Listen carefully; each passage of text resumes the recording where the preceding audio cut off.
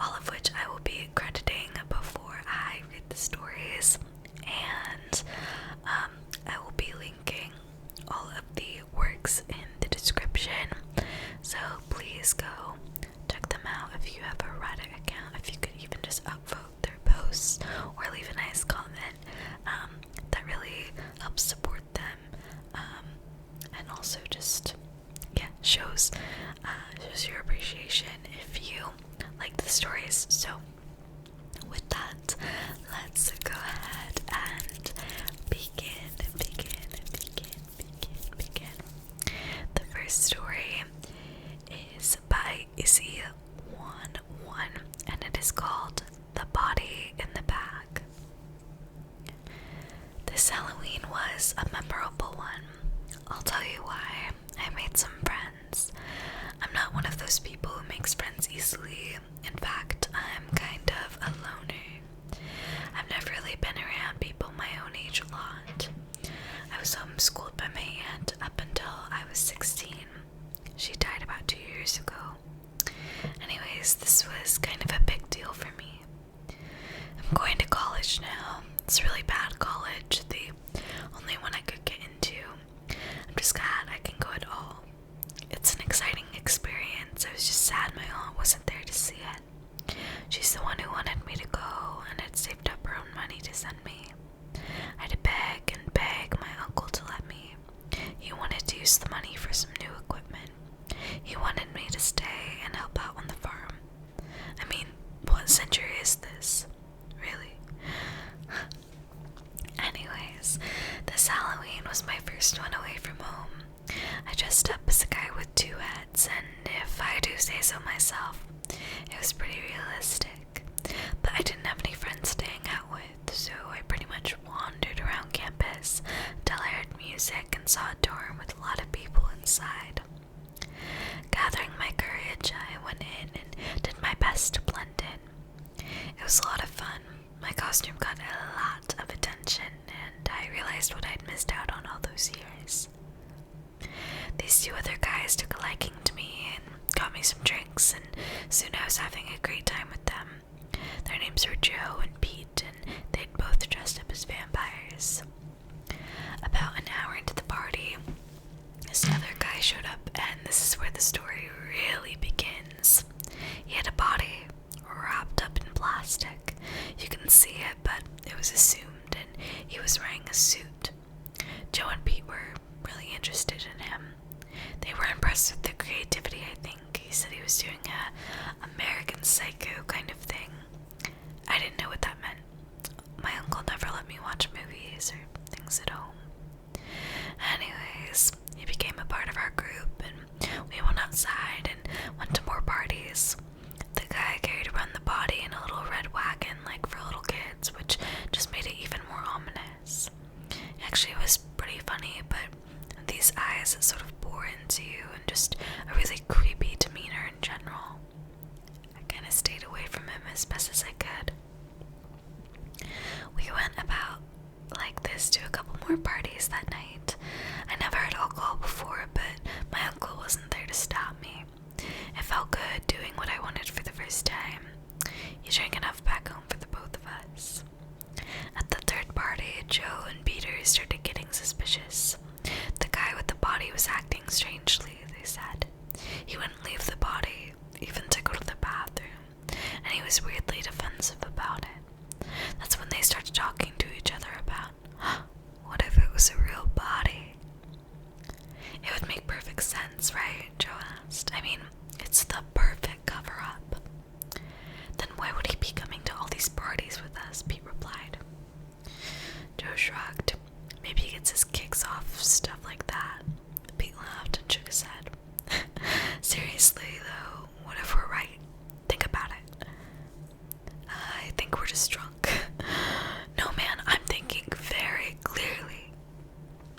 Anyways, that conversation died as the guy came up to us, and we did some more shots and danced around like idiots. There were a lot of pretty girls there. I'm not used to pretty girls. Uncle always hit me on the back of the head if I even looked towards a girl at the market, and he told me I was a pervert and going to hell. Then the guy's wagon broke, and the body body was way too heavy to carry by itself. Joe and Pete looked at each other suspiciously, and I knew why. Why would he deliberately make it heavy if it was fake? What was really in there? Then when Pete volunteered to help him, the guy got angry and protective over it, which just made them even more suspicious. He apologized though and asked if he could get a ride back to his place because he couldn't carry the body all the way there. They suggested that he just leave it there and pick it up in the morning since it would take it. But he got angry again. By this point, Joe and Pete and even myself were almost certain something weird was going on.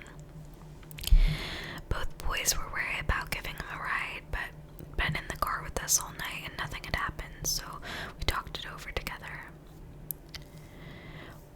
What if he fucking kills us? It's just like a horror movie.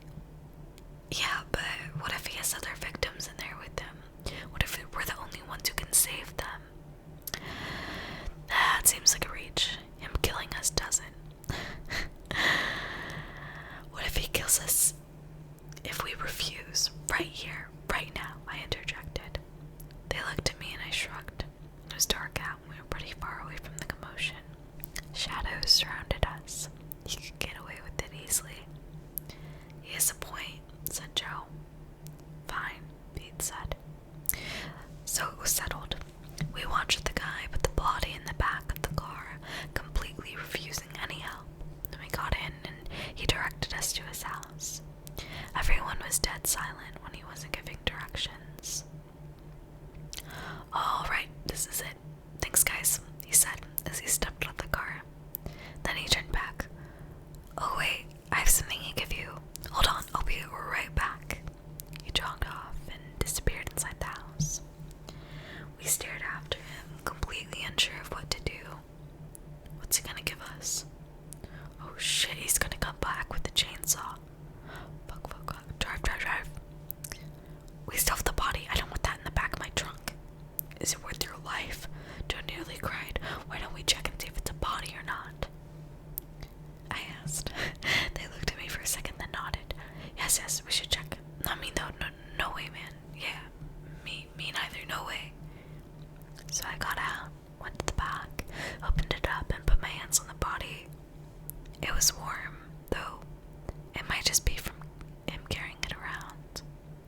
They were looking at me from the front, telling me to hurry, so I grabbed the plastic and began tearing. I got to the center and peeled back the last layer to reveal a mannequin. A plastic mannequin. It was really just a mannequin. It's fake, I said. What? Seriously? Hey, what's going on there? The guy had come back. I stood there, the remains of plastic in my hands. Joe and Pete began explanations, but suddenly the guy just laughed. Oh my god, you guys really thought I had a body? Bro, it's a mannequin. I was trying to be careful with it because it's not really mine, it's my sister's. She's studying to be a doctor, so it's really realistic and heavy. There were collective ahs from Pete and Joe, who immediately felt stupid and yelled at him for not telling us before. He gave us all free coupons to the place he worked at, saying he wanted to get rid of them, and that's what he had gone inside for. He got the mannequin into the house. We thanked him, said goodbye, and left. We sure did have conversation on the way back to the dorms. Boy, did we feel stupid. I told them to drop me off at the edge of campus, saying that's where my dorm was, and thanked them for one hell of a night. But my dorm was a half a mile the other way. After they drove off, I began walking into the woods around the campus. I walked for about 5 minutes until I came upon a gushing stream before me. The light from the moon shone just enough for me to see. Then I sighed, pulled the head and supports from off my shoulder and tossed it into the flowing water, where I disposed of the rest of the body that morning. Bye, Uncle, I said, then turned around and trudged back home. I will admit, I was a little disappointed they didn't have any suspicions at all.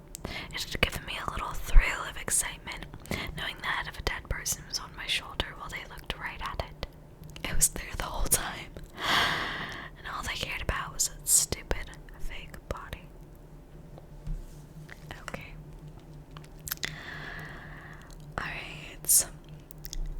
next up is going to be by Capon-breath,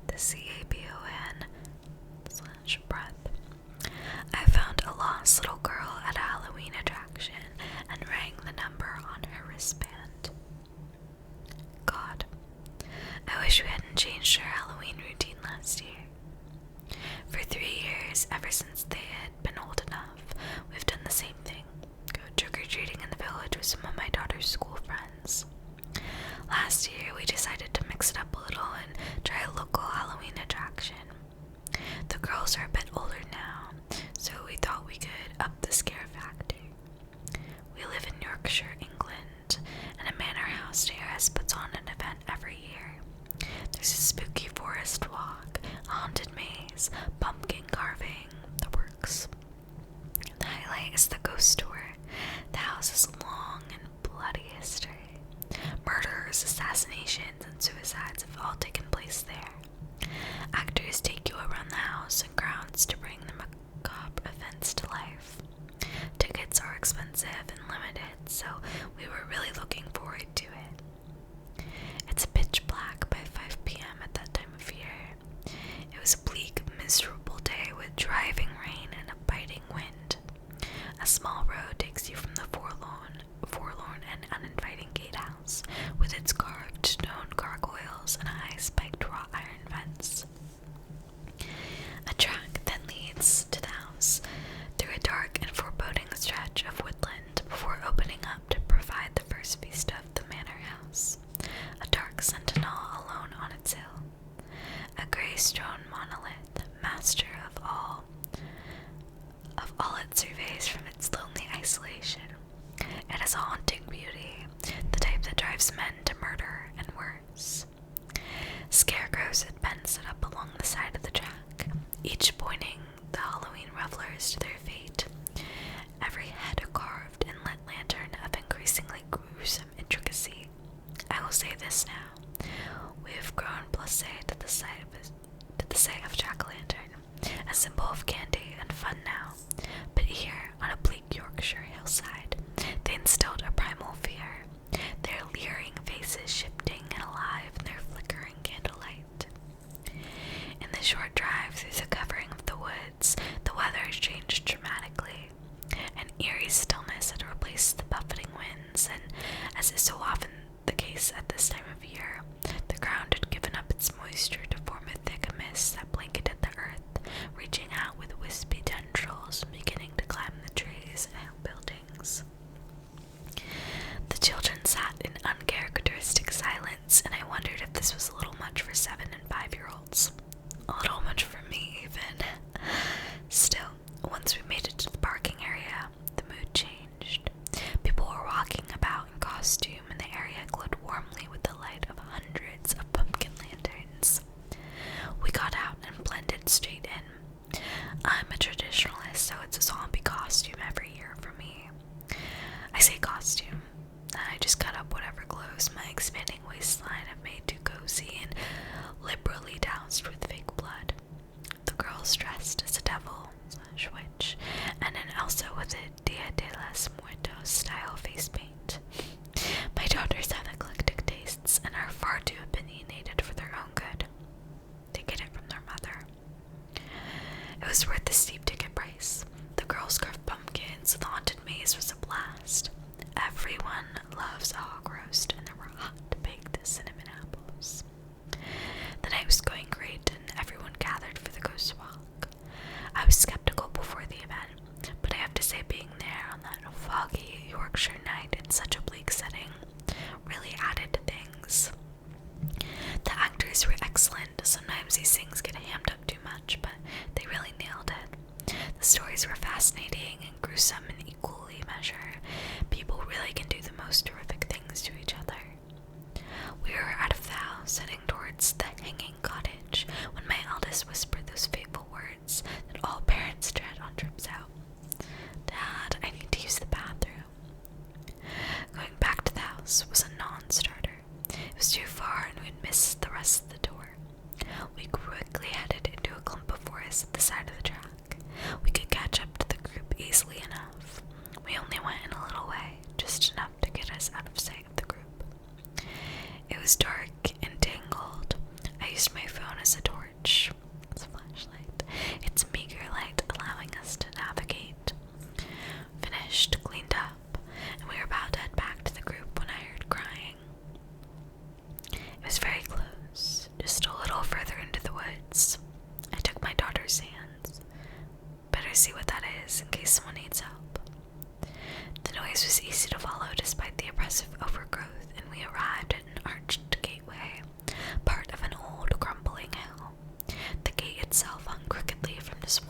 its 3 hinges.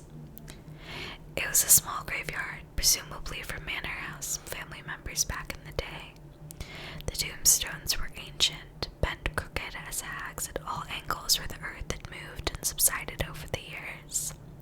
The blanket of fog was so thick it covered our feet as we walked. At the far end, we could see a small figure behind one of the headstones. It was small, plain stone and unmarked, no engraved name to honor its resident corpse. "Hello, are you okay?" I asked. The figure turned. It was a little girl, about my daughter's age. Her costume was excellent, old-fashioned clothes from 1960s maybe, but it was the makeup that made it.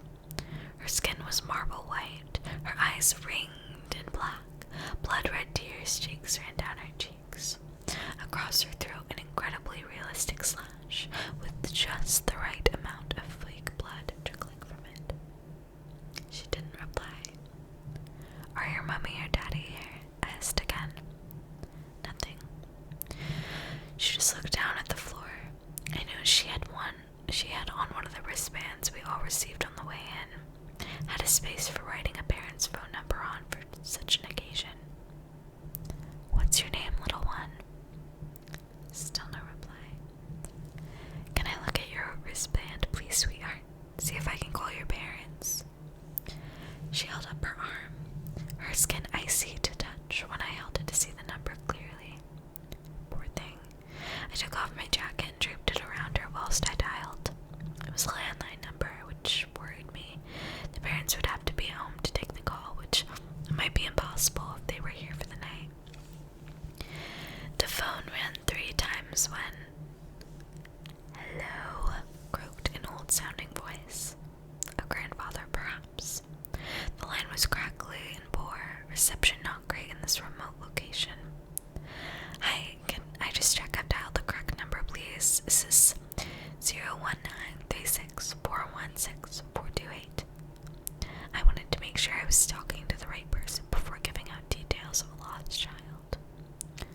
"Hello, can you speak up?" he said. He sounded so old, not what I was expecting at all. I repeated myself, slowly, and this time he confirmed I had called the right number. "I found a little girl who's lost. This was the number on her wristband. Are you missing your daughter or granddaughter?" I said. "I don't have a daughter. I don't have any children," he replied. "She's about 6 or 7, all dressed for Halloween, vintage 60 clothes and a slashed neck." There was a long pause. I thought he hadn't heard me, and I was about to repeat myself when he started to speak. I didn't. It wasn't. I never meant it to be like that, to happen that way."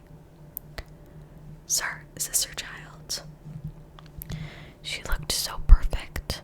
I wanted her to be mine, but then she struggled. "How did you know it was me? All those years, how did you find me now?" I stood in stunned silence. My mind was reeling. I wasn't sure what was happening, what I was hearing. Suddenly, from behind us, in the clearing, the evocative hoot of an owl and a flapping of wings.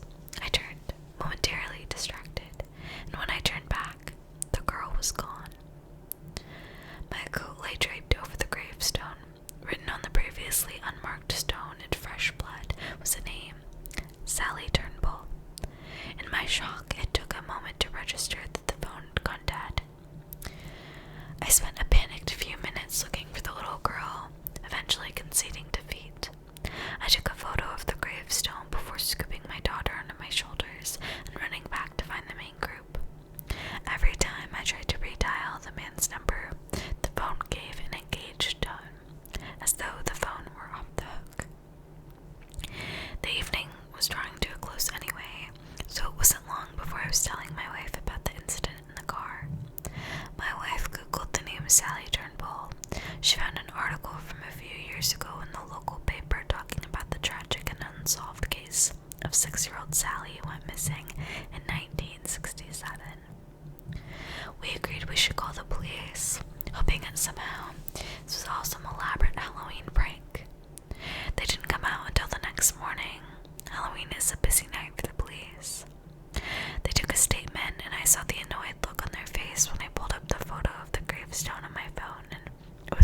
exact stone. There was no name written on there. They asked my daughter what happened, and that didn't help. She told them that she and Daddy had been in the woods, so that she could use the bathroom, but that she couldn't hear the girl crying that I could. She said she didn't see a little girl in the private cemetery, just Daddy looking at a gravestone before putting his jacket on it. The police gave me a lecture about wasting police time, but I insisted that they took down the number I dialed and they agreed to follow up on it. I thought they were humoring me until 3 weeks later when I got a call from the office who had visited us. She said that they identified the number I had dialed as belonging to Mr. Brian Carter, a retired widower who lived a couple of villages away. The police went to his house as a routine follow-up, but after getting no response and based on an overpowering smell coming from the small cottage, they forced entry. Brian was found hanging in his lounge, next to him, still beeping, the phone, its receiver on the floor. He had written 2 words on a pad. "I'm sorry." And the police had timed his death as within an hour of the phone call I made to him on that Halloween night. Okay. Next up is going to be by MoreLikeFunreliable. And this is The Kids Dressed Up as Me for Halloween.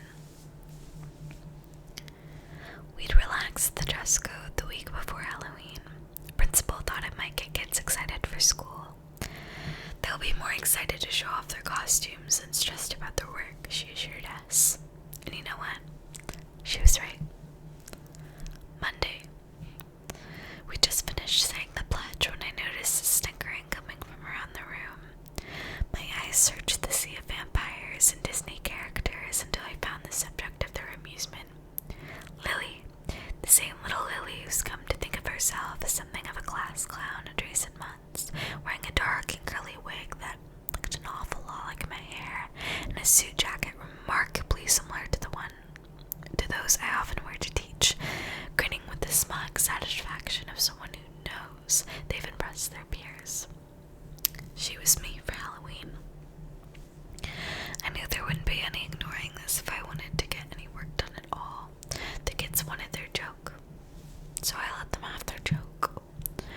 Class, out of everyone in here, who do you think chose the scariest costume? Every single student pointed to Lily. The room erupted in laughter. Joke of the century, apparently. Lily looked at me in the eyes with that same smugness in her smile, and this time with a bit of malice as well. She knew I had to play her game. She knew she'd won this round. I don't like Lily. Tuesday. It can just be a one-off joke. Of course not. A comedian like little Lillian, she doesn't like being called that, wouldn't stop there. Oh no, this had to be a group project. This time, 2 more students followed her lead. Benjamin and Isabella walked in with hastily thrown together approximations of my wardrobe. I shouldn't have given them the satisfaction. I should have gotten on with class like I didn't even notice. But I did notice, and I just had to play along. Oh no, it's spreading. Laughs and laughs. Lily once again. But it's never enough, is it? I saw them copying me, all 3 of them. The hand motions I made during the lesson, I saw them out of the corner of my eye. Of course, once I looked directly at any of them, their little hands would be right back on their desks like nothing ever happened. They knew I saw them. I think I even heard them whispering parts of the lesson a few times. They're trying to get in my head. Wednesday. They got me this time. They really got me. Half of the class dressed like me. Fine, I can take it. But then there's David. David came to class in my exact outfit. The outfit I wore that day. I mean, in a kid size, but still, it was the same clothes. How'd he know? It's not like my wardrobe's on some kind of schedule. A lucky guess. Too lucky. Maybe they followed me, saw what I was wearing when I left my house, but would they copy it in time for class? That's when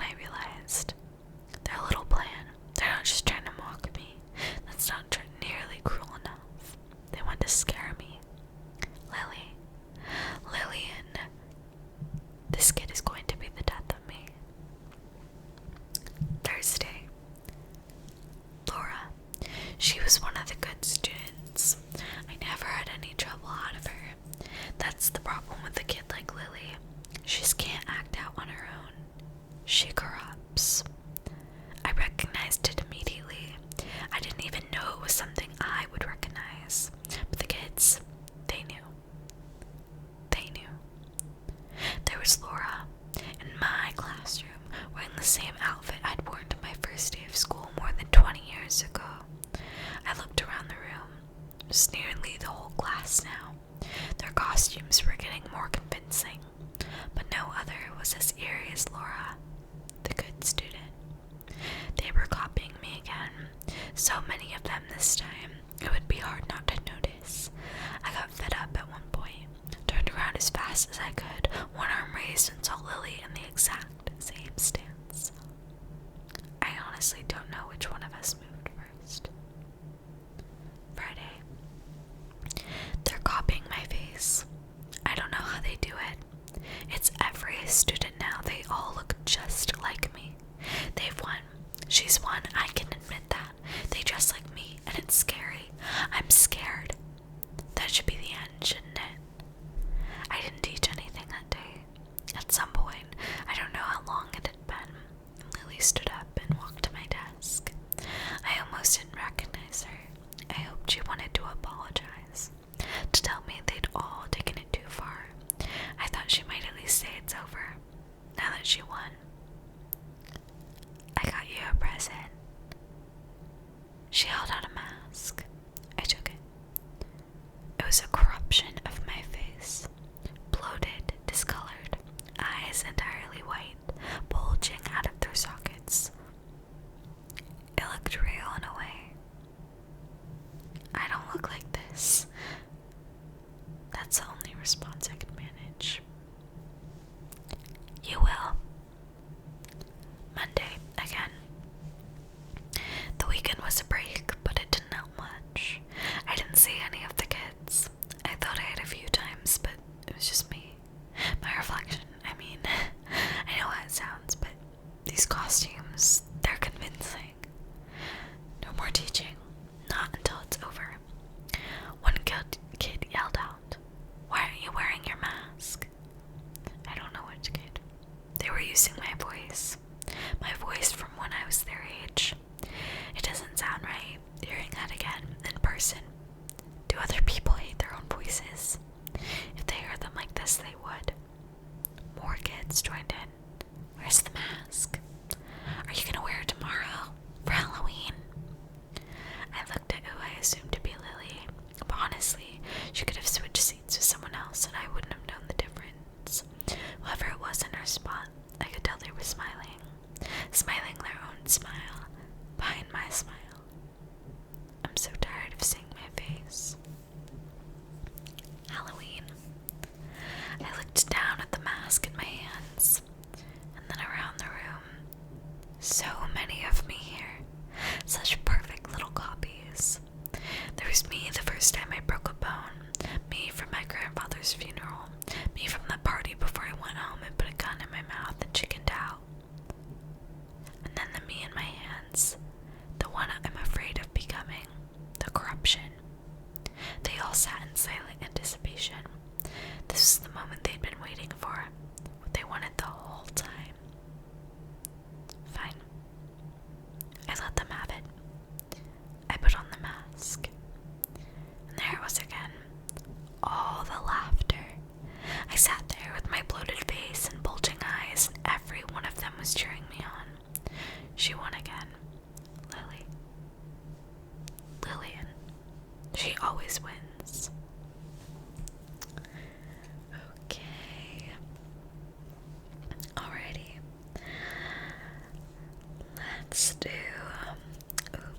Let's do this one next. This will be the second to last one that I read. This is by APCleriot. It's APCleriot.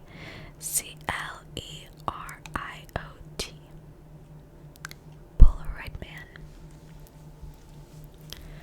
I didn't understand the object Freddy shook in my face, or why he was so excited.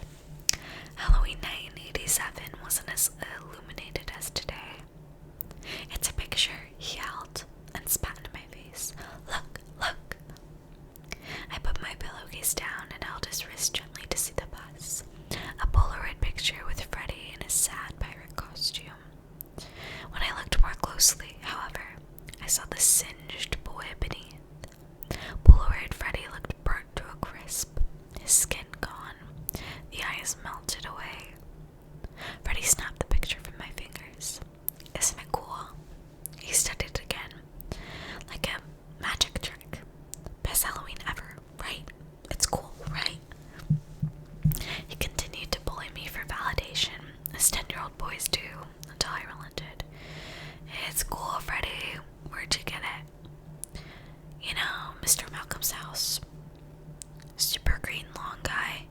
tells dirty jokes to us at the bus stop. The weirdo pervert. That guy.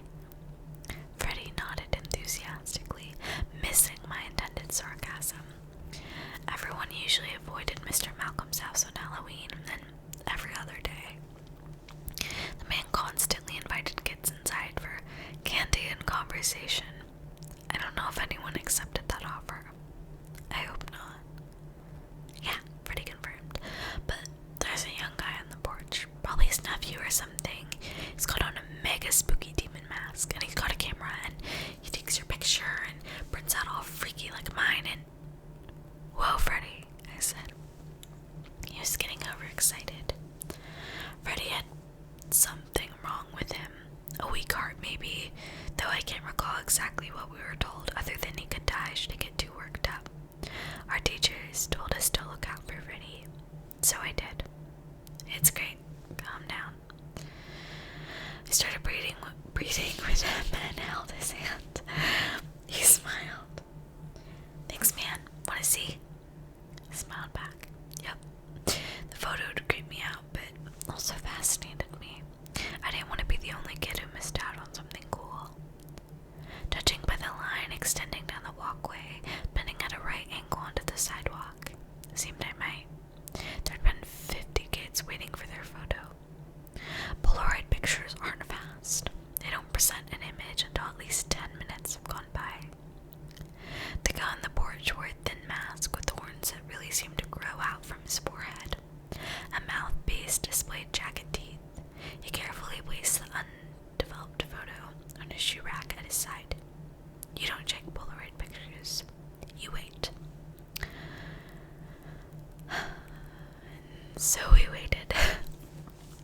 He could have simply given the white rectangles to the eager kids before the image showed, but he didn't. Instead, after taking a trick-or-treater's photo, he sat cross-legged on Mr. Malcolm's concrete slab of a porch and stared at the child.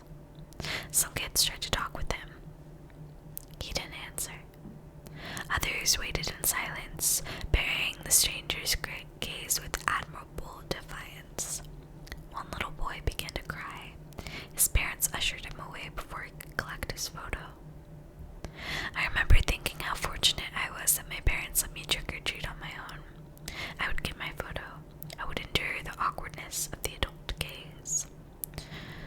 Time ticked on. It was late. Some kids gave up and left the line, to my delight. Freddie yawned and said he had to go. I thanked him for telling me about the Polaroid Man.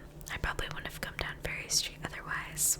Mr. Malcolm creeped me out too much. Luckily, a few other school friends were revealed by the departures. May DeFranco and Vicky Rand. They'd already gotten their photos, but hung around because May's little sister wanted one too. Can I see? Pointing at the photos. They were grotesque, but I could hardly bear it. May's body appeared popped open, entrails spilling out, and her guts and onto splintered remnants of bone and muscle. Only the pink princess dress she wore as her costume identified her as the corpse in the photo. Vicky's was far worse. Her body had been tied at the wrists and ankles. Her pale face appeared stunned at the mutilation of her body.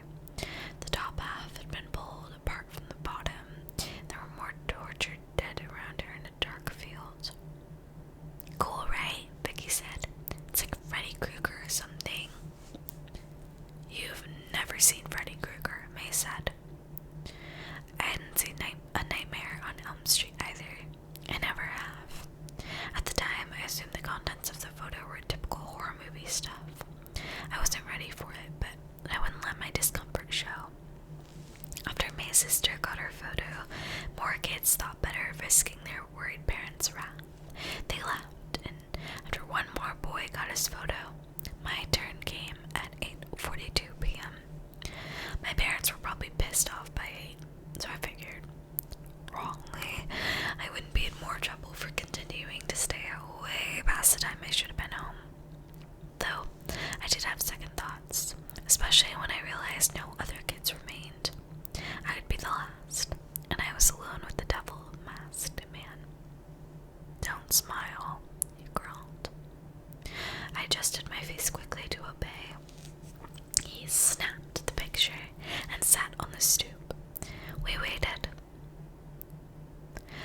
Loose leaves on the trees hissed a warning in the wind. Their dead brethren skittered away down Ferry Street. I could hardly breathe as he stared. There were no visible eyes in the sockets of his mask, only oily voids, an unfortunate trick of the dim porch bulb. It had to be. The feeling in my stomach called for a quick escape. I think I need to go, I told him. His hand gripped my wrist hard. I squirmed. It's okay, I can pick it up tomorrow. He did not let go. His face, that mask, got close to mine. He was perfectly quiet. No inhalation or exhales. He forced me to stay put. Please, I begged. I want to go home. In the half-inch space between our noses, he slid the developing Polaroid. This close, I could barely see anything. Then the devil's mask appeared in the photo. Then I, or what would become of me, materialized. The Polaroid featured us together, his hands around my neck, my face empty of life. I yelped and pulled away. He let go, and I fell onto the walkway. He stood up and tossed the photo with precision. It landed beside me on the grass. Further details of the horror were revealed. A swath of blood matted my hair and soaked the front of my costume like a gory bib. The man in the devil mask had done more than strangle me, according to the image.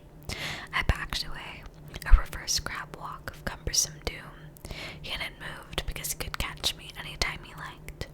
His first step knocked his camera off the stoop.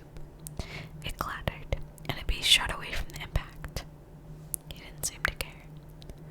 But please, I pleaded with him.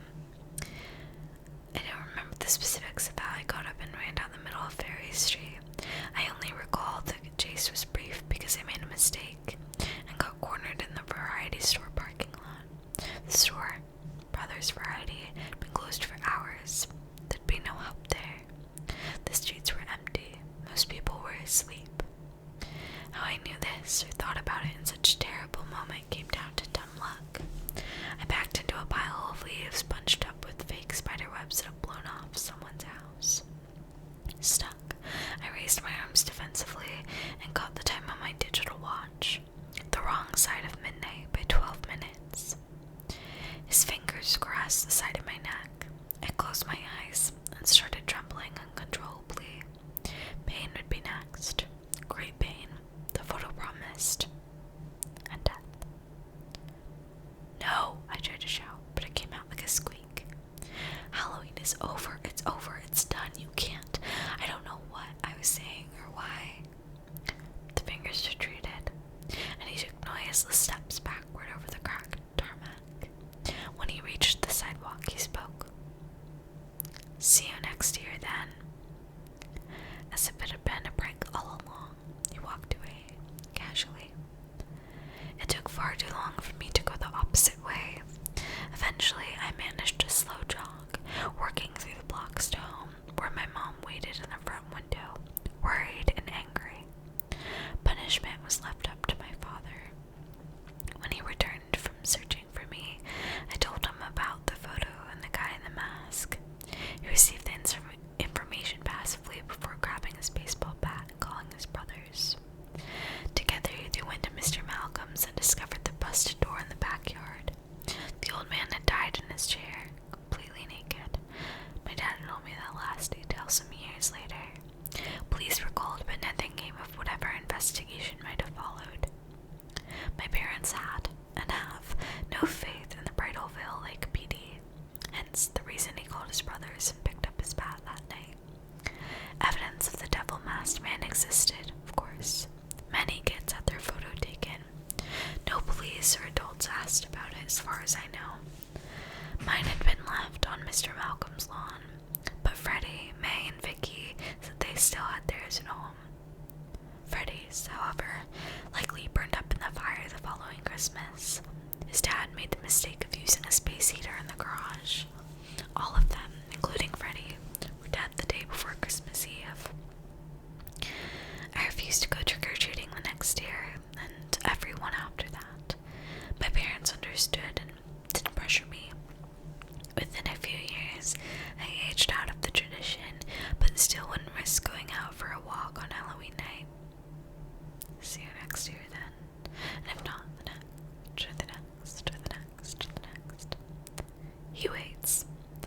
I know, because every photo has turned out to be true. Vicky simply disappeared before her 19th birthday, and while her body was never recovered, a man suspected of torturing and killing half a dozen young women in Bridal Veil Lake and Derry, across the border, was arrested as the likely culprit. May committed suicide at the old casino hotel last July. My son is 5 now. He wants me to take him trick-or-treating in a few weeks. Of course he does. He doesn't know. Neither does my wife. That man is waiting for me. Okay. On to the last story.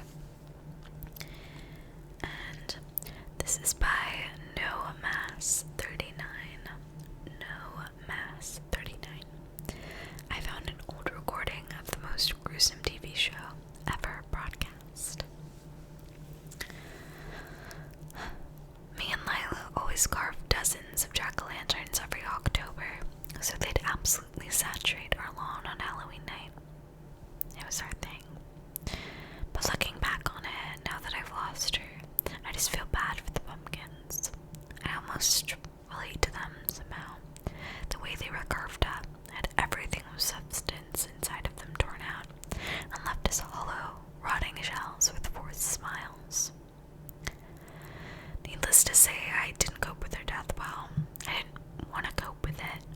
I wanted the world to drown in the black sludge of my grief. I loathed the people I saw going about their lives, unaware that the world had already ended the moment Lila died. The earth shouldn't keep spinning. Life shouldn't go on. Not without her. Even my relatives bringing me along on a trip to Kauai made it only worse. The most gorgeous place on earth, and it made me sick with hatred. Nothing that beautiful deserved to exist if Lila wasn't ever going to see it. It wasn't fair. I thought I'd never enjoy or care about anything again. Then I discovered media preservation. It started with taking some of Lila's old VHS tapes to a video repair place to fix some issues with the footage before it's digitized. The job fascinated me. In a universe based on entropy, where everything inevitably fades away and is forgotten, restoring something lost is like snatching it from the jaws of death, right? Like flipping the bird to the universe in its so-called natural order. People die, but information doesn't have to. Now, it doesn't matter how small, be it some god-awful plug-and-play licensed game or a cereal commercial from the 80s. It's my mission to recover it as in high quality as I'm able and make sure it's freely available online for as long as possible. A couple weeks ago, I came across a big haul. 4 boxes of old VHS tapes offered up on eBay for dirt cheap.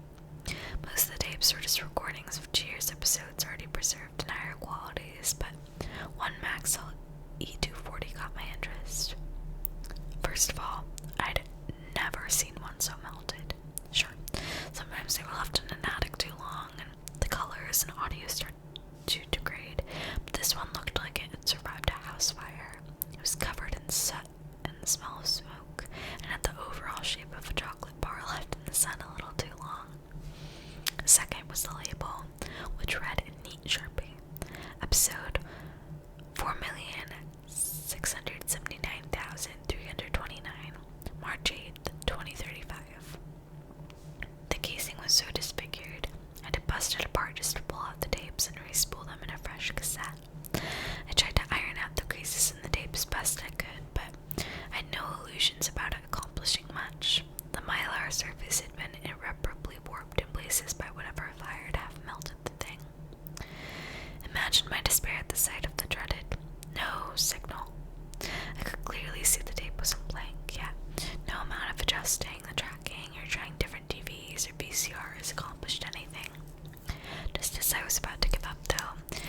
just suddenly started playing properly at the exact instant the clock struck 3 a.m., as if it had only now decided to work. My all-nighter had paid off. I didn't dwell on the fact that this miracle fix had been impossible. If I had any sense, I'd have torn the horrid thing out of my VCR and buried it beneath the holy ground. Instead, fool I was, I sat down and watched. At first, the thing seemed unwatchable. The audio was so distorted that the show's theme song emerged as a low, crackingly, statically wail that made my head throb, and the logo was completely indistinguishable through the flickering and interference. I thought it was a lost cause for a moment, but then a figure appeared and cleared away the static, like Moses parting the Red Sea. It was the sight of the show's host that hooked me. He was just perfect. Perfect in every way. I knew it just looking at him. Infinitely handsome and likable and charismatic, and he always said the exact perfect thing.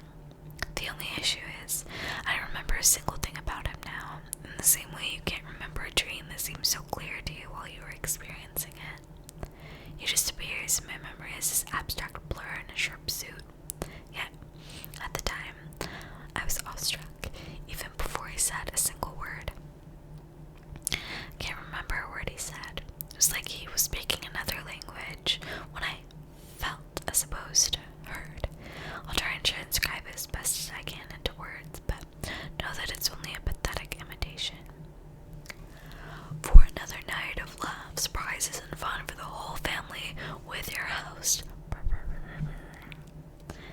I noticed that the audio and visual distortion seemed to suddenly intensify the instant he said his name, rendering it completely illegible. Idiot I was. I figured that was a coincidence. Tonight is a night of celebration, folks, because thanks to the support of loyal viewers like you, we have just been approved for this. For, get this, 200,000 more seasons. The live studio audience went wild with applause. I put that in quotes because, as far as I could tell, beside the host, the studio seemed completely empty, as if he was standing on a plain white stage that extended outwards into infinite darkness on all sides. For those just joining us, the game here is simple. He explained that this was some sort of trivia show. Every time a guest got an answer wrong, it brought them a little closer to some sort of unspecified punishment. And if they got it right, he smirked. Well, they get to delay the inevitable. I wondered what he meant by inevitable. I didn't have to wonder long. Those gestured to a curtain that hadn't been there moments ago, which raised to reveal a middle-aged man. You know the type. Bushy mustache, gray hair, round-rimmed glasses. Kind of guy you'd have to do your plumbing. You couldn't look any more out of place stood up and restrained in that. What the hell was that? I recognized that metal coffin-looking thing from a medieval torture museum I went to once. The Iron Maiden. The lid hung open. Countless long, needle-like blades pointing inwards threatened to poke a million new holes in him if it was shut. His situation was not lost on him. Where am I? What the hell is this? Oh, lucky guess. The host joked. More canned laughter. I know you've always loved watching those trivia shows, Malcolm. Weren't you always sitting there, grinding your teeth, seething that it wasn't fair, that you should be the one up on stage, winning big? The man paused. Even he seemed memorized by that unreal perfection of those before him. This is a game show. All you have to do is answer a few questions. Think you can handle that, Malcolm? Pulled out a cue card without waiting for an answer. And our first question, what were you doing the night of February 18th, 1998? The man seemed baffled.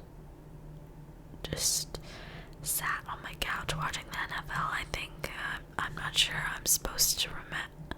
He let out a startled squeak as a horrid buzzer sounded. On cue, the lid slid a third of the way closed, making him flinch.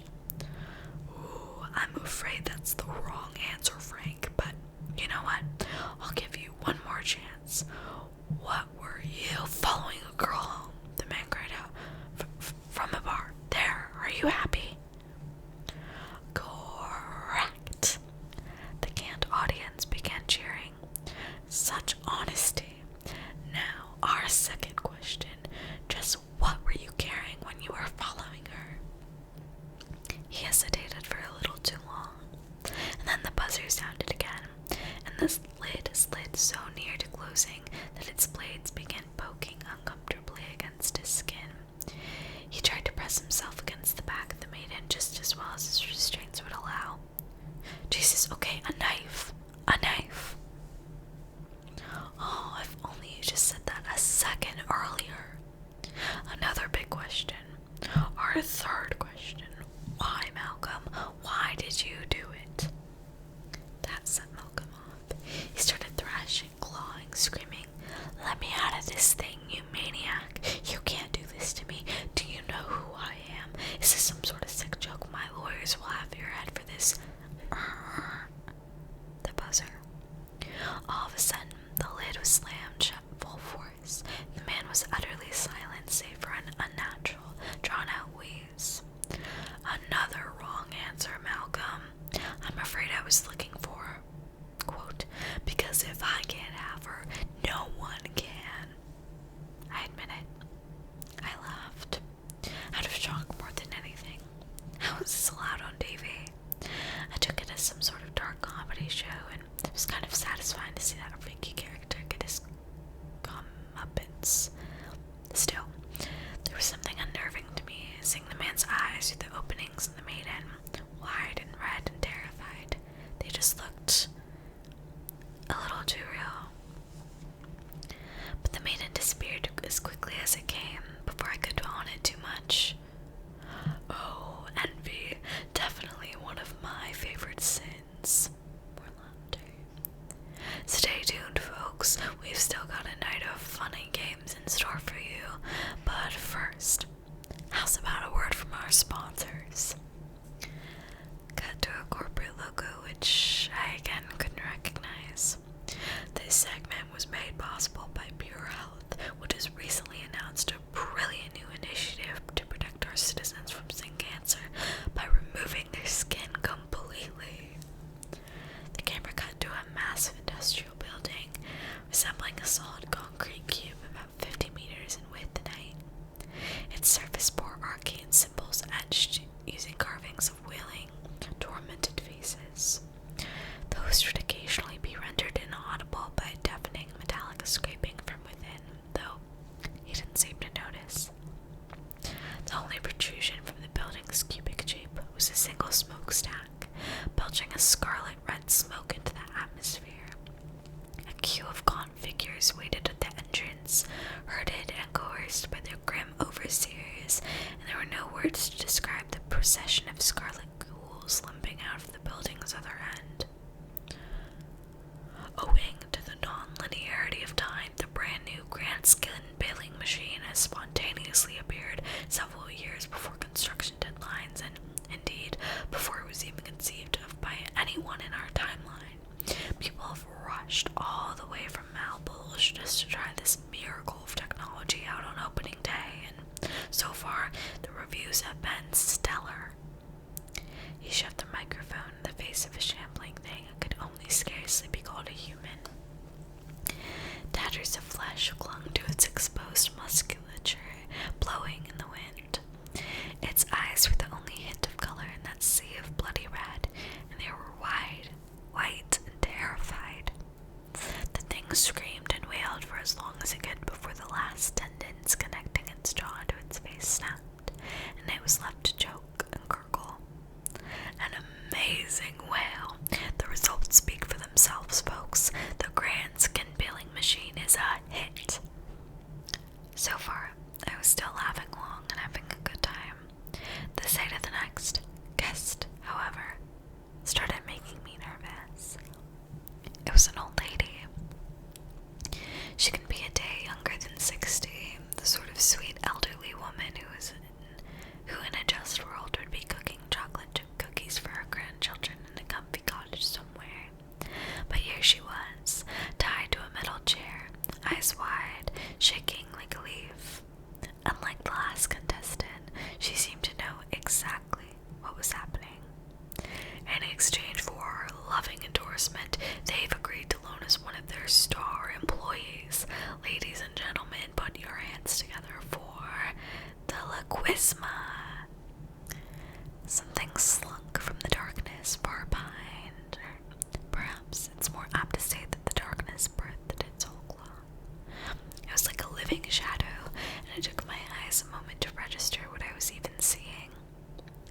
How do I even begin describing this creature?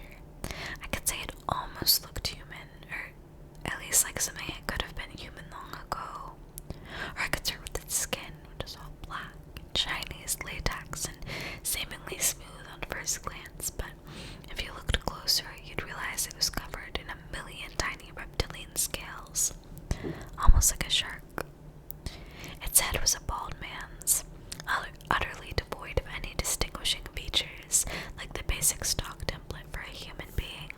It was notable only for a complete lack of pupils and irises, its eyes pure white. Its body defied basic biology in so many key ways. I had to stare at it for what felt like an eternity just to wrap my mind around its physiology. It was at least 5 or 6 meters long by my estimate, composed of multiple human torsos stacked one on top of the other like segments of a centipede, each melting with the ones around it at the waist and shoulders. Each torso sported a pair of short, stubby arms that propelled it with terrifying grace. It ended with a pair of human legs, perpetually bent on their knees. Beneath the tail that looked more like its coccyx was poking free from its body. The old lass could clearly hear it, and kept futilely trying to turn her head around to get a peek at what stood behind her. I mouthed uselessly, You don't want to know. Glad you could join us again, Miss Weathersby. Judging by our ratings last week, you seem to have been a fan favorite. Her voice was soft. I could barely hear it below the static. Oh God. Please, why don't you let me go? Why won't you people let me go? I told you I've never done anything, never hurt anybody. There must be some sort of... He waved a hand over her, and it seemed to forcefully snap her mouth shut. Please, Miss Weathersby, save your breath for our questions. Another cue card. Your first question, my friend. Where did you and your husband buy your first home? She had to think about it for a long time. Eventually, she cried out, Alabama. Tuscaloosa, Alabama. Ding, ding, ding. Why, you're already doing better than our first contestant. Next question. What breed of dog was your childhood pet? She had a pained look on her face as she thought. Eventually, a timer started ticking down. It was invisible, so it wasn't clear how much time she had left exactly, but the sound got more shrill and high-pitched with every second. Miss Weathersby, need I remind you that we have a time limit on this show? A tear ran down her cheek. I keep telling you people, I don't know. I have dementia. I can't remember, please. I'm afraid that was the wrong answer. Liquisma. The old lady shuddered at the sounds of hundreds of feet drawing a little closer to her. Now, your first grandchild. What did he look like? What color were his eyes? His hair? She was crying harder now, like it hurt her that she couldn't remember something so dear. I told you I can't remember. Why are you doing this to me? If you don't remember, then why would they remember you? Those mocked as the buzzer sounded, and the beast drew a little closer. Really? Do you believe they still think about you? Or do you think they're glad that the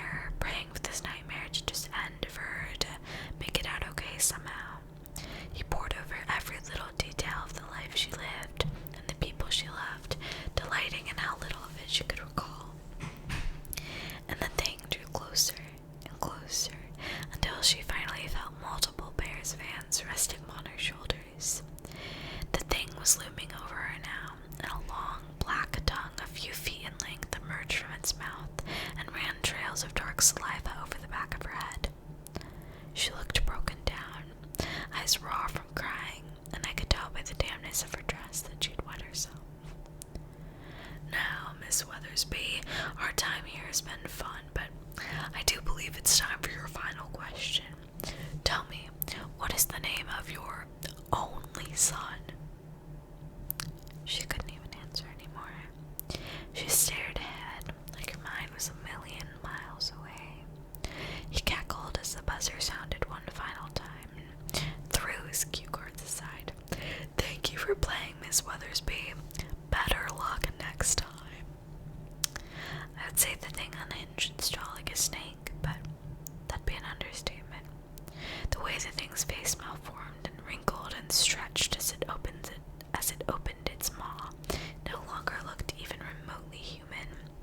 Its jaws must have parted at least 30 centimeters apart, revealing a second, pharyngeal pair of jaws that lashed out and gripped the woman's skull, pulling her headlong into the darkness.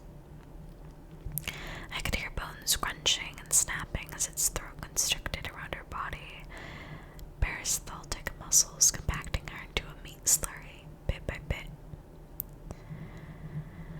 All the while, that horrible laughter. "Don't worry, folks. She'll be back next week, and the next, and the next." Needless to say, I wasn't having fun anymore. In fact, I had to turn away and fight the urge to throw up. As I stood about to turn the TV off and, "Don't touch that dial now," I froze. There was something chilling about the way he said that, staring right into the screen as if reacting to what I was doing. I hated that grin on his face. The real show is just beginning. And with that, and with the barely restrained excitement of a child on Christmas morning, he yanked back another curtain, and I recognized everything.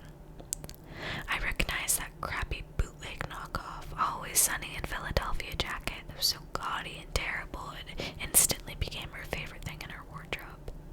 I recognized those subtle hints of slight acne she disguised as fake wrinkles. I recognized the way her gray eyes would remind me of those overcast mornings at the beach at Hilton Head, pointing at all the cannonball jellyfish washed up on the sands. I recognized that tattoo of the name Rocky. I held her all night long as she cried into my shirt after her childhood cat died. It was Lila. I shuddered, gasped, fell from my seat as if I'd been punched in the stomach and the air had been knocked out of me. I couldn't breathe. This couldn't be real. I was dreaming right now. I must be. I just had to wake up.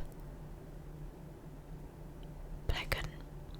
Nothing I could do dispelled the sight of her curled up in that thing. That bronze statue of a bull, horns jutting up on either side of it, that was roaring silently at the heavens, all while the love of my life was locked in its hollowed-out belly, visible only through a pane of glass. I could hear her cry out in shock at where she'd found herself, and every whimper felt like it drove a knife through my chest. Though soaked in the moment, it was ecstasy for him, the suffering of it all. He stared dead in the camera like he was looking right at me as she called, "What is this? Where am I?" "Why, I have good news, my dear Lila. You're exactly where every American dreams of being. You're on TV." He pointed to the camera. "And we have a very special guest in the audience tonight. Your very own beloved Jackson." I shuddered, hearing my own name ooze from his fetid lips.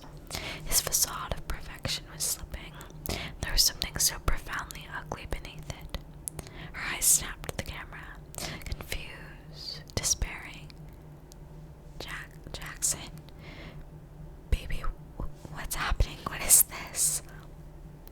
I don't know, I thought, gripping the sides of the TV so hard my knuckles turned away. "But I'm gonna get you out of there, baby. I'm gonna find whoever did this. I'm gonna bury them all so far beneath that studio that they'll never..." I'm afraid Jackson hasn't quite joined us, quite yet, my dear, but if you truly love him, surely you'll give him a show to remember, won't you?" He taunted her. "All I want after all is to ask you a few questions. In fact, I'll offer you a special deal. Get even a single answer right, and I'll let you go free. But get one wrong, and, well, on cue, a fire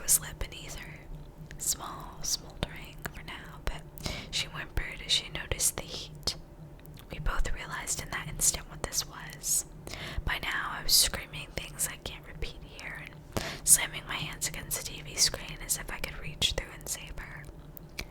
She bit her lip and acquiesced, not like she had any room to argue, though grinned and ready to cue card. Your first question, where are you, Lila? I don't know. How am I supposed to know? You do know, Lila. You know exactly where you are. He smirked at her. Here's a friend. What's the last thing you remember before you woke up here? She thought about it. Took back to sob, visibly shaking as the realization slowly settled in. But why? Oh, too bad. I'm afraid you've run out of time. Seemingly as if it's on its own, the fire doubled in size. Sparks licked the belly of the bronze bowl, began to ever so slowly heat the surface. She pawed around in the tight confines, searching for any reprieve from the scalding heat all around her as the metal grew hot as if it had been left out in the summer sun all day. Please. Oh God, let me out of this thing. It hurts. It hurts. Those seemed to breathe in her pain as if stealing a moment's indulgence. Now that there is no doubt about where you are, my dear, let us proceed to the second question. Did you believe in God in the end? Of course. She applied her gaze as if she was being tried in court. My entire life, every day, I gave to the poor, the sick, did whatever I could to honor him.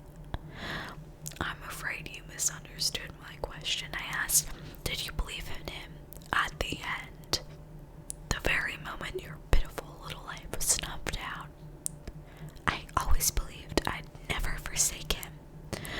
Yes, I know. You lived a good and holy life, didn't you? He cackled. But what of the very end? You and your little husband were so excited to deliver your little baby boy. But oh, tragedy. It all went wrong, didn't it? Your precious little boy didn't make it through childbirth, and you followed closely behind.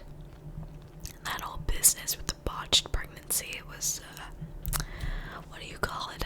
A test of faith. And I'm afraid you failed. In your final moments, you watched the light fade from your child's eyes, and you assumed, wisely in my humble opinion, that no kind and loving God would allow something like that to happen. He laughed. Funny how after a lifetime of dutiful service, all it takes is one little mistake at the end to bring you here, to us. I've never seen such depths of despair in a person's eyes, such emptiness. Like with every word, he'd been scooping out another piece of her until she was hollow.